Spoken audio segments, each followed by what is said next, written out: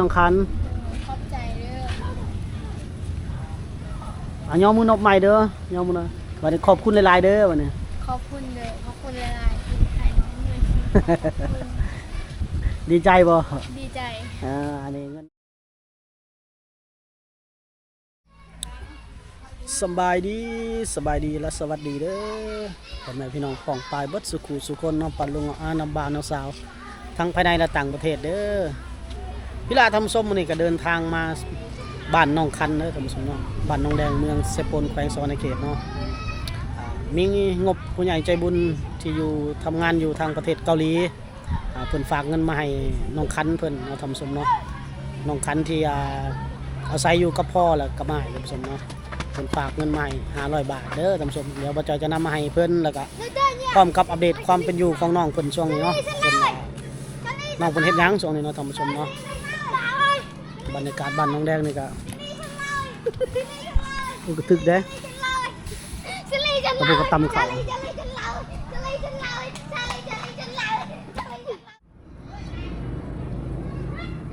สบายดีน้องคันสบายดีบ่ได้มาหาลายมือเติบเนาะเฮ็ดหยังช่วงนี้บ่ได้ไปรับจ้างบ่มีคนบอกว่าบ่ได้ไปช่วงนี้บ่ได้ไปเนาะโดยจักมื้อแล้วบ่ได้ไปรับจ้างได้ละ4-5 มื้อคันรับจ้างช่วงนี้รับจ้างเฮ็ดหยังก็บางเที่ยก็เขาเดี๋ยวนี้เขาก็จะปลูกมันน่ะแต่เขายังบ่ได้บอกยังบ่ได้ไปคันมันช่วงนี้มันปลูกเนาะโดยลกได้ซะยังมีอยู่ปลูกกลมันพุ่นก็บ่ได้มีนะบ่ได้มีแล้วบ่ช่วงนี้โดยคันแม่นได้ไปมันช่วงนี้มันปลูกแล้วเนาะเริ่มปลูกเนาะปลูกเขาลกหลายแล้วปลูกก็ปลูกก็เราก็ปลูกแล้วเลี้ยงเขาก็ลกตำลังก็ปลูกตำลังผู้ลกผู้ปลูกเนาะโดยเฮาไปปลูกนี่ก็วันละแสนกันบ่โดยวันละแสนเฮากินได้ซะกินข้าวกินน้ำเด้กินน้ำเพิ่นบ่เขาเฮาเองข้าวนี่ข้าวเฮาหรือข้าวเขาเขาเฮาเองส่วนอาหารเขาอาหารเป็นเจ้าของสวนเนาะโดยแต่ว่าคือว่าจ้างก็บ่ค่อยมีคนจ้างหลายบ่ช่วงนี้ก็บ่ได้มีพอปลูกนี่มันปลูกเองก็ได้เนาะคือว่าแล้วก็มันหลายเขาก็ให้เฮาจ้างเฮาเนาะมีเลยอยู่เฮือนเนาะให้เด้ให้ทางแล้วหรือบ่ให้ยัง โอ้โหได้ทางให้ช่วงนี้แดดร้อนๆนี่เนาะยังเนาะอันให้นี่ไปทางให้ไผก็ให้ป้าให้ป้าไปซอยเพิ่นเนาะให้เนี่ยให้คือว่าไปซอยป้าเพิ่นซอยป้าทางให้ก็เจ้าก็แพ้เนาะทางให้เนาะเอาไว้เนาะก็พอได้ไว้ถ้าเมื่อยก็พักไปฟันไม้น้อยๆแล้วเนาะว่าไม้ใหญ่ๆนี่บ่ไหวทางให้นี่ลำบากเด้ใส่ให้งานหนักใส่ให้งานหลายเพื่อสิฮอดให้นี่ก็ยังพอแห้งแล้วแค่นี้ช่วงนี้มีลมๆแน่ช่วง1แดดร้อนนี่บ่ไหวเลยเนาะกระสู้กันได้เนาะ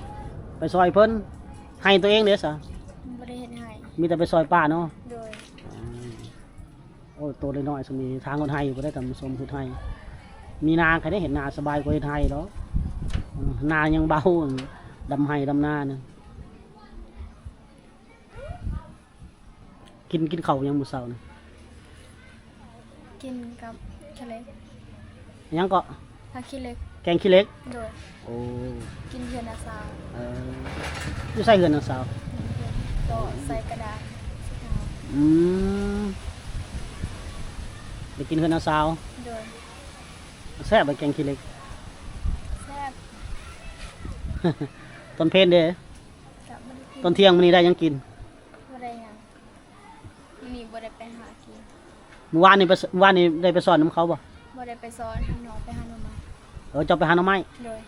โหได้บ่หาหน่อไม้เดี๋ยวนี้ก็ได้แหนงมันนั่นเนาะมื้อหน้าสิบ่ได้มาแกงหน่อไม้ให้น้องคันแกงหน่อไม้สู่กินบ่ลืมคิดแกงหน่อไม้แซ่บได้ช่วงนี้ไปหาแถวเขาทางหน่อไม้หุ่นโดยหน่อไม้หุ่นให้ หน่อไม้มันแหนงมันแตกออกมาเวลาเขาทางแหนงน้อยๆแม่นล่ะแซ่บแกงกินยอดอ่อนๆมันหาหน่อไม้หันมาแกงกินเนาะ โดย มาต้มมาแกงกินก็แซ่บหมดละส่วนนะคือว่าแต่ละมื้อนี่หากินวันๆไปเนาะ โดย แคมนะขายแล้ว แคมขายไว้ แคมที่ตากอยู่เดินตัวนี้มื้อนั้น ขายจะโดนแล้ว มันจนใส่เงินจนหมดแต่โดนเลยเนาะ แกเบิดแล้ว ได้เท่าใด กะ200,000นี่แหละ 200,000 ขาย อืม แต่บ่ได้แล้ว เนาะเฮาหาไปหาล้ำเขาเฮ้ยก็ได้น้อยหั่นละบ่ได้หลายพอจะได้เงินใส่ไปวันหากินไปวันเนาะ โดย บ่มีงานเป็นหลักเป็นแรงบ่มีอาชีพเป็นหลักเป็นแรง ถือว่ายากลำบากเวียกงานบ่ได้ลองไปหาสมัครงานรายเดือนรายหยังอยู่แถวเมืองแถวนั้นบ่ ยังบ่ได้ไป บ่เคยไปเนาะ โดย แล้วคิดอยากไปอยู่บ่หรือว่าบ่ได้คิด ก็คิดอยู่ คิดอยู่เนาะ โดย แต่ว่าเราต้องมีหมู่คู่ไปเนาะพอได้มันบ่เหงา โดย เราไปผู้เดียวก็สิย่านๆแล้วบ่เคยออกไปต่างถิ่นต่างแดนเด้เอาไปรับจ้างผัดได้ประสบการณ์ได้เงินเดือนเป็นก้อนอีกกันได้ไป แต่ว่ามันสิยากสำหรับแต่เฮาบ่เคยไปจักไสจักเทื่อนี่ละอีกอย่างก็เฮาสิไปแล้วต้องมีสมณครัวที่ถูกต้องจบเจือเขาจังรับเอาคนงานเด้เสมอนี่บัตรประจำโตวหรือว่าสมโนน้องคันอายุจักปีแล้วซะ ได้15 ปีแล้ว 15 ปีเนาะขนาดยังบ่มีบัตรประจำโตวต้อง18 ปีขึ้นไปเนาะก็สิลำบากแน่แต่ต้องมีสมโนแหละเวลาเฮาไปรับจ้างอยู่ไปสมัครงานแต่ละงานต้องมีสมโนครัวที่ถูกต้องจบเจือเขาจังรับเอาได้สมมุตินี่ได้ก็สั่นเขาบ่รับเอาสุ่ม4สุ่ม5ได้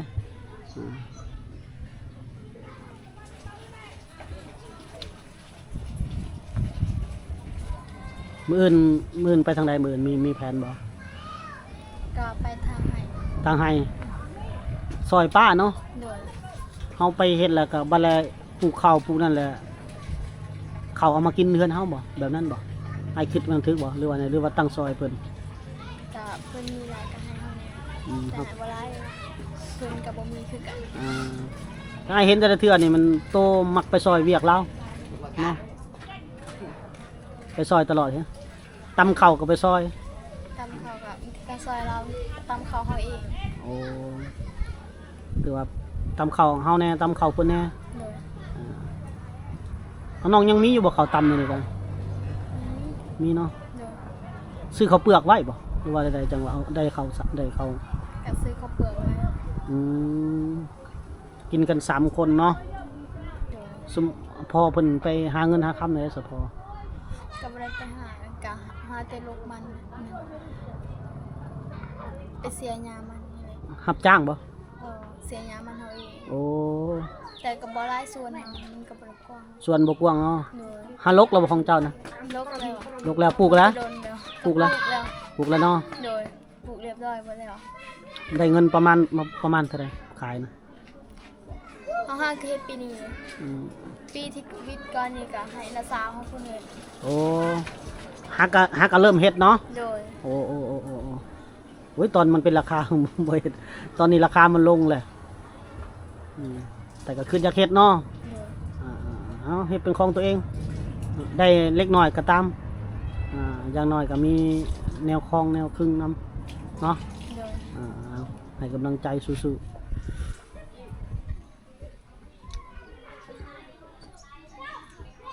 น้องเพิ่นก็เป็นสาวน้อยผู้หนึงสู่ชีวิตธรรมสมเนาะก็บ่ได้อยู่นำตัวแม่เพิ่นก็เสียชีวิตไปตั้งแต่น้อยๆอยู่กับพ่อกับอ้ายก็หากินไปวันๆธรรมสมเนาะลำบากนั่นแหละเบิ่งก็ฮู้ว่าน้องเพิ่นลำบากความเป็นอยู่ยามนอนนี่ไปนอนกับ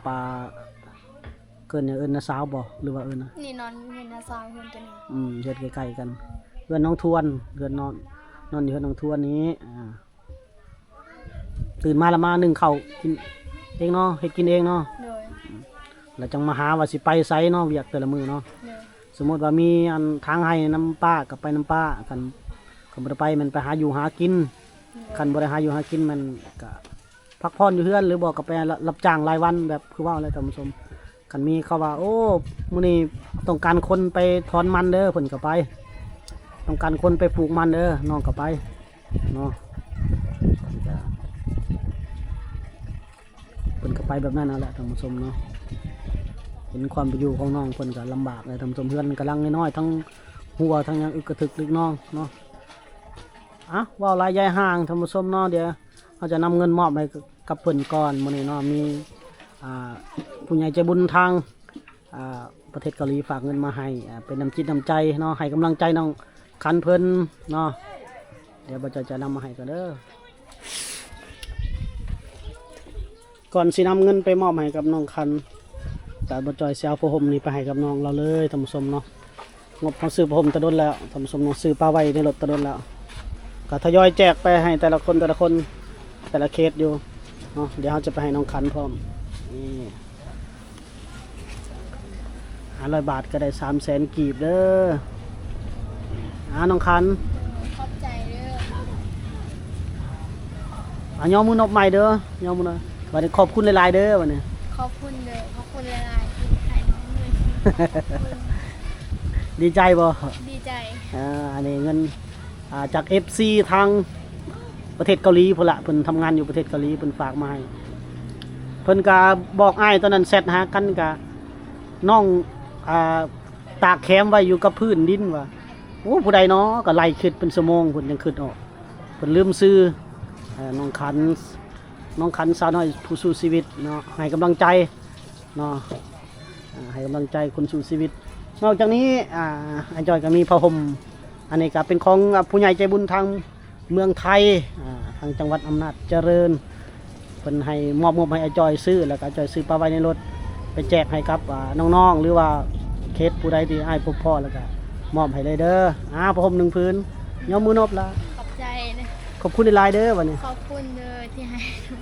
ขอบคุณหลายๆเด้อวันนี้ โดยขอบคุณหลายๆเด้อ เนี่ยผ้าห่มแม่ก็ได้ทั้งผมได้ทั้งเงินเนาะผมนี่เอาไปใส่เลยเด้อ โดย ช่วงนี้อากาศหนาวบ้านเฮา โดย เพราะว่าอากาศบ้านเฮามันแปรปรวนเลยเดี๋ยวก็หนาวเดี๋ยวก็แดดแต่ว่า2-3 มื้อนี้หนาวแล้วก็สิมีฝนแน่พอดีเอาไปใส่อันนี้ครับไว้ให้น้องห่มไว้น้องห่มน้องใส่หลายปีหรอกห่มเฮาใส่ห่มมีแล้วบ่พอห่มซะ ยังไม่ได้มี เป็นได้ของเครื่องของดีใจบ่ละ ดีใจ ให้กำลังใจชุมเจ้าออกคลิปน้ำไม้แน่เดี๋ยวก็บอกโอ้ออกคลิปนายจอยไปเห็นได้ยังเด้พอเนาะบ่ได้เนาะก็อยากให้กำลังใจอะไรให้กำลังใจน้องๆเพิ่นในการออกคลิปแล้วก็ให้กำลังใจในการสู่ชีวิตจะน้อยก็ถือว่าแบ่งเบาภาระไปเลยเด้เงินก็คันว่า300,000นี่ก็ปลูกมันก็3 มื้อแน่เนาะ โดย โอ้ผู้สิได้เงิน3 มื้อนี่ก็บ่แม่นง่ายกันไปลกมันก็3 มื้อไปปลูกมันก็3 มื้อสามัญและบ้านเฮาหาเงินได้ซะส่ำนี้แล้วดีแล้วบางคนยังจ้างเป็นแสนคือบ้านอ้ายจ้างล้างถ้วยนำมื้อละ50,000 กีบแห้งนักแล้วน้องวาดมื้อละ50,000 กีบโอ้50,000 กีบนี่บ่ไหวดอกมันน้อยโพดเนาะ โดย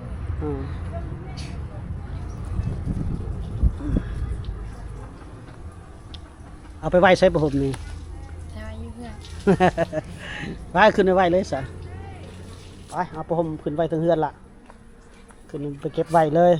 แต่ว่ามือแรงตัวเอาไปห่มเด้อ โดย ตัวไปห่มได้บ่แม่นเก็บไว้ให้หนูกัดดิโอ้บ่ได้เลยเป็นเฮือนน้องเพิ่นแหละท่านผู้ชมอยู่กับพ่อกับอ้ายกับมันเป็นปล่องสังกะสีหมดแหละอยู่กับอ้ายกับพ่อถ้าน้องไปกินหยังตอนเที่ยงนี่เฮาอีพีต่อไปเฮาสิชวนน้องเพิ่นไปหาแนวกินหรือว่าตำบักหุ่งกันฮ้อนอยู่บ่ฮ้อนหรือเย็น ฮ้อน ฮ้อนบ่อ้ายว่าเย็นได้คือว่าบ่ได้ฮ้อนปานใดนั่งนี่ก็ได้เนาะนั่งอยู่นั่นน่ะนั่งนี่แล้วล่ะ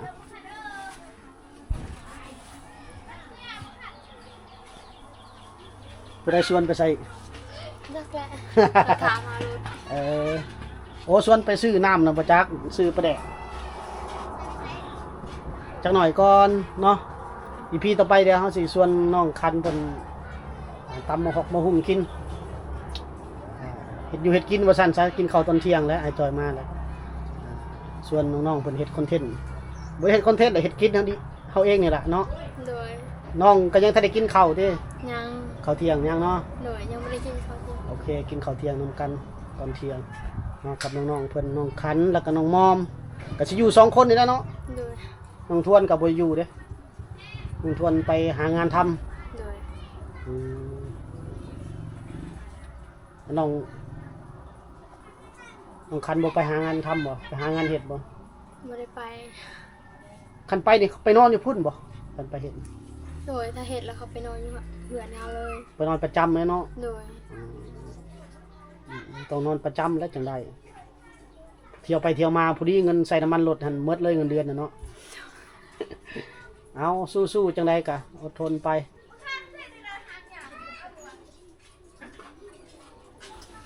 พากันปรึกษากันสิไปหาซื้ออันปลาแดกนะเนาะเครื่องปรุง ตรงมีสิบตามบุหุบ ได้รถจักรได้รถจักรไปแล้ว ยัง อืม รถอีหาเนี่ยจะมาเพย์จักยังแบบบุหุ รถไผ รถข่อย รถมอเตอร์ไซค์ห้างบ่ โดย รถมอเตอร์ไซค์ห้างไปประจำมันเพบ่บ่ได้ขับใช่บ่ กระครับ ขับอยู่ โดย อืมไกลเติบไปเนาะไปบันดงเนาะ บอไปบ้านสกี ใกล้ๆนี่ติ โดย น่าจะไปได้มีบ่เขาขายเครื่อง กับ ครับ อืมน่าจะไปได้อยู่มั้งไปแป๊บเดียวไปซื้อเครื่องปรุงไอ้ายก็ไปซื้อปกติก็ซื้อติดรถมาอยู่ดอกมื้อนี้บ่ได้ซื้อไปกับน้องมอมนำผู้ชมไปซื้อของอยู่ของกินแล้วก็ซื้อน้ำมากินเลย บ่จอยเห็นรถเลยได้อยู่ดอกไปได้อยู่ดอกตำเบิ่งคือสิเคยไปอยู่เอาละสิได้จบคลิปไว้สำนี้ก่อนท่านผู้ชมเนาะเป็นคลิปเล็กๆน้อยๆมามอบเป็นสะพานบุญมอบเงินให้กับผู้ใหญ่ใจบุญทางประเทศเกาหลีแล้วก็มอบประห่มให้กับน้องคันเพิ่นพอได้ห่มได้ใส่เนาะแล้วก็เงินพร้อมก็ขอบคุณทางผู้ใหญ่ใจบุญหลายๆเด้อจะให้บ่จอยเป็นสะพานบุญ ขอบใจเด้อขอบคุณหลายๆที่ให้นุ่ยินกับทั้งบุหุมน น้องคันคือสิดีใจเนาะ ำดีใจเลย โอเคท่านผู้ชม EP นี้เฮาจบไปสำนี้ก่อนเด้อเอาสบายดี FC นะ สบาย